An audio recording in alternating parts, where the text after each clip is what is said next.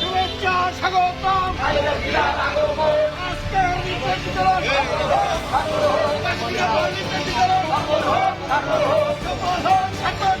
আজকের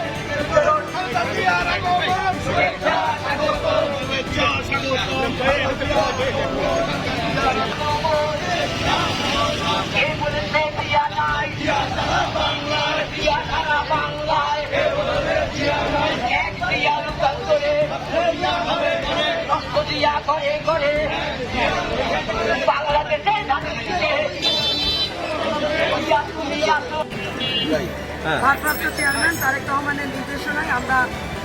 লিফলেট বিতরণ 31 দফা নিয়ে আমরা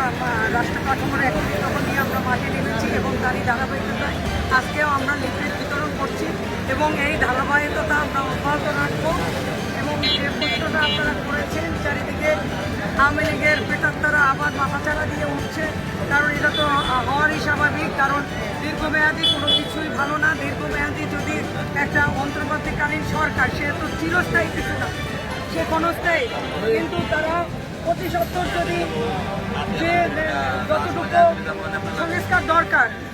সেইটুকু করে নির্বাচনের রোডম্যাপ যদি ঘোষণা করত এবং তাহলে এই ফ্যাসিস্টরা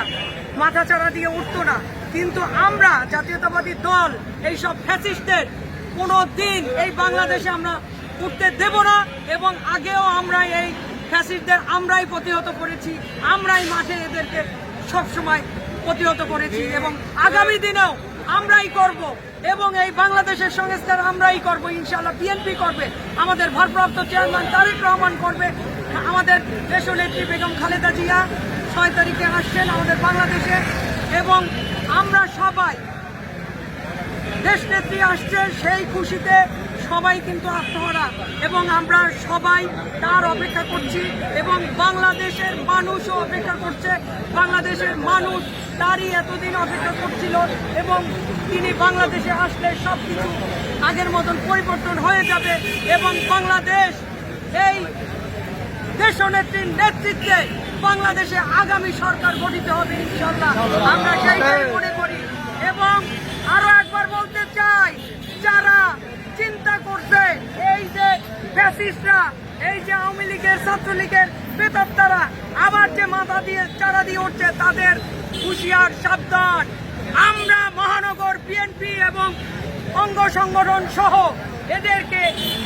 আগামী দিনে এই রাজপথেই প্রতিহত করবে।